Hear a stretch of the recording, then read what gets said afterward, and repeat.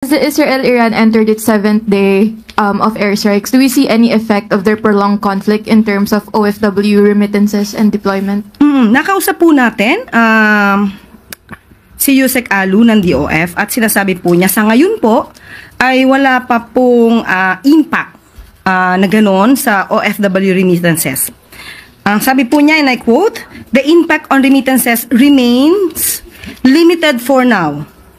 Given the remittances from Israel and Iran amounted to $106.4 million in 2024, 0.03% of total remittances. However, an escalation that could include the rest of the Middle East will have a substantial effect on overall remittances." Ayon sa kanya po, malamang po talaga ay magkakaroon ng pagtaas sa presyo ng krudo at maapektuhan mas malamang ang household consumption at ang economy growth prospect. Yun po ang sasabi niya. Dahil kadalasan po kapag tumataas ang presyo ng krudo, tumataas din po ang bilihin sa merkado. Thank you po. Thank you, Chloe. Next question, Eden Santos, Net25.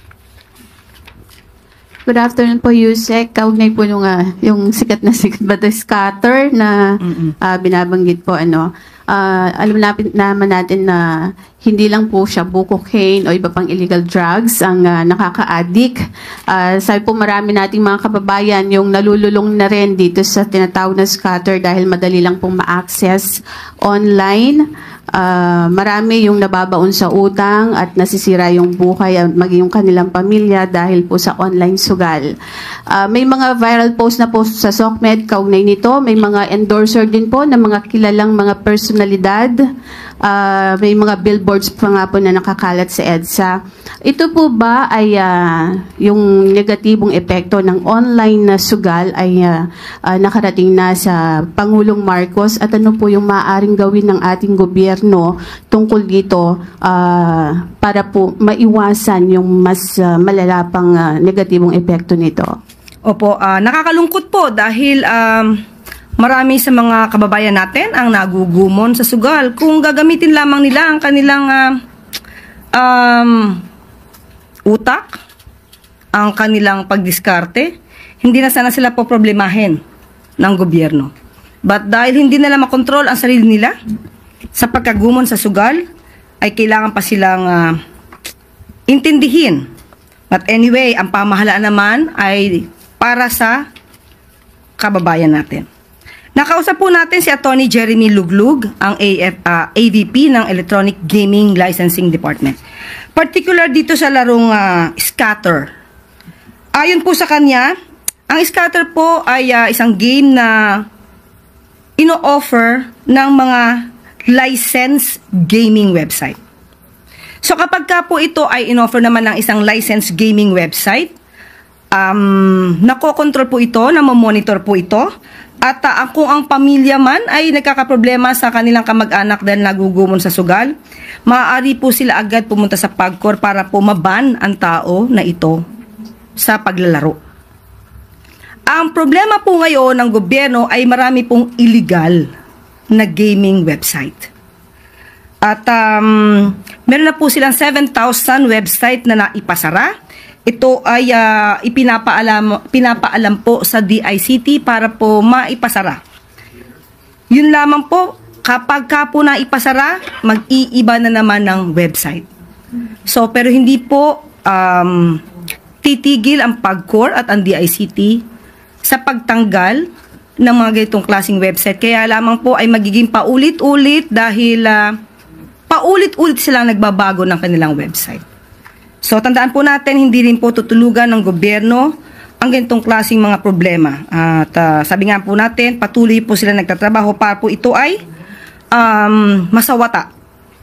At sa tulong po rin ninyo, doon sa mga nag-e-endorso, kung ito naman po ay hindi lisensyado, huwag nyo na pong patulan ang ganitong klaseng mga pwedeng pagkakitaan. Yusek, since sinasabi niyo po paulit-ulit lang kahit na ipasara, wala po bang plano ang administrasyon ng Pangulo para po ito ay ipatigil na lang din kagaya ng ginawa sa Pogo na pinaban po? Hindi po kasi siya ay maiko-compare sa Pogo. Sabi nga po natin, ito po ay nanggagaling sa illegal website. So, ang tangi lamang po natin gagawin ay laging patanggal, ipasara, through the DICT, itong mga illegal website na to. So, yun po yung nagiging problema dito. Pero hindi nga po ito titigilan. Kahit paulit-ulit silang pumapasok, yung website nila at na-access ng mga kababayan natin, paulit-ulit din po silang tatanggalin. Pero ang pakiusap ko sa ating mga kababayan at sa mga pamilya, kung ang inyong mga kamag-anak naman po ay nagugumo na sa sugal, ipag-alam lamang po ninyo sa PAGCOR at mabilis po itong aaksyonan. Meron po bang hotline or ano na pwedeng puntahan ng mga pamilya nila para dun or personal saan pupunta sa opisina ng PAGCOR? Meron po sa website po ng PAGCOR kung paano po ito ma-access dahil mabilis daw po kapag ka po inyong inireklamo ang inyong kamag-anak na nagugumon sa sugal, madali po nilang mapapatanggal at mababan ang kamag-anak sa anumang platforms. Maraming salamat, Eden. Next question, Pia Gutierrez, ABS-CBN. Hi ma'am, hingi lang po kami ng detalye sa upcoming trip ni Pangulong Marcos sa Japan. Okay, kaalis lang po ng Pangulo patungong Japan? Opo. Ngayong araw. Sa pagkakaalam ko po, siguro habang nag-start po tayo dito ay papalipad na po ang aeroplano papuntang Japan. More or less. So, ang magiging caretaker po ay si ES Lucas Bersamin, Secretary Conrado Estrella at si Secretary Sani Angara.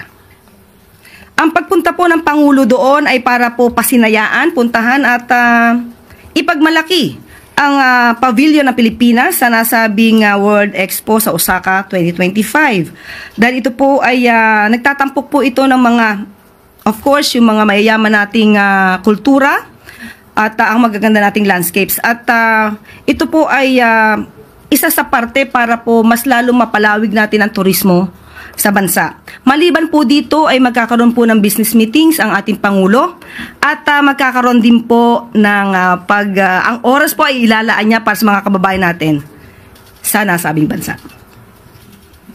So, until when siya doon? By this weekend po siguro ang balik ng Pangulo. So may meeting siya with the Filipino community? Yes, meron po.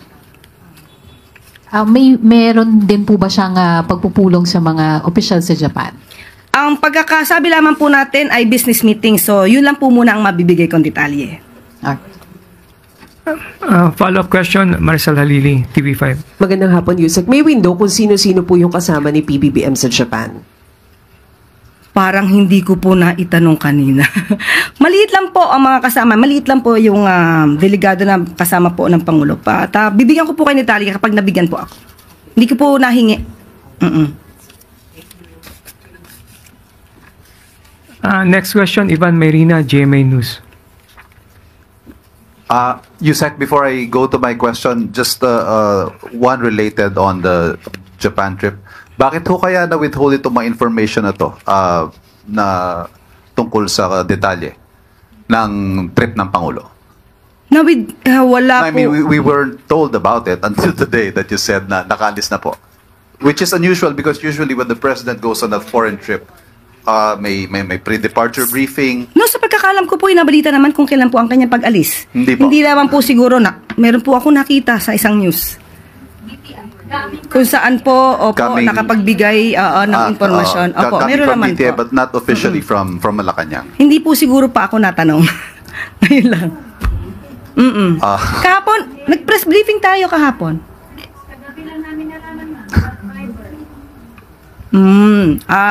Wala po tayong siguradong tugon para dyan dahil ito naman po talaga ay scheduled because of the expo. Okay. Para sa pavilion na pinagmamalaki ng Pangulo. If I may proceed to my question, ma'am, the UN Special Rapporteur has called on the Philippine government to ratify international human rights treaties, specifically the International Convention for the Protection of Persons from Enforced Disappearance. Yes. Nabasa ko po yung artikulo na to. At natutuwa at kinasisiya po natin na napapansin internationally ang ginagawa ng Pangulo at ng pamahalaan para paigtingin ang karapatang pantao at para maaksyonan at pigilan ang enforced disappearances and extrajudicial killings na nagaganap nung nakaraang administrasyon.